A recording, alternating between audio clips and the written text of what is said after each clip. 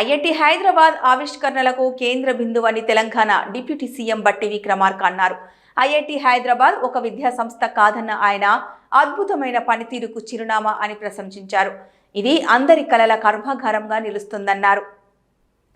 ఇప్పటి వరకు 11,500 పరిశోధన ప్రచురణలు, 320కి పైగా పేటెంట్లు, స్టార్టప్ల ద్వారా సుమారు 1,500 కోట్ల ఆదాయం పొందిందని పేర్కొన్నారు. ఇది చాలా అభినందనీయమైన మార్పు అని చెప్పారు. ఐఐటి హైదరాబాద్ నిర్మాణం మరియు అభివృద్ధిలో దివంగత నేత వైఎస్ రాజశేఖర రెడ్డి ముఖ్యమైన పాత్ర పోషించారని ఆయన తెలిపారు. ఆయన ముఖ్యమంత్రిగా ఉన్న సమయంలోనే దీనికి పునాదులు పడ్డాయని గుర్తు చేశారు.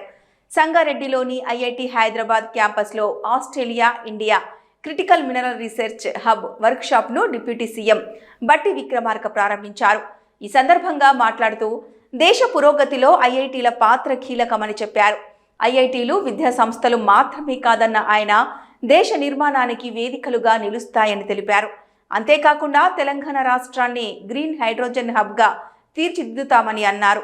ఈ మేరకు 2030 నాటికి 2,000 మెగావాట్ల గ్రీన్ హైడ్రోజన్ ఉత్పత్తే లక్ష్యంగా పెట్టుబడులు పెడతామన్నారు.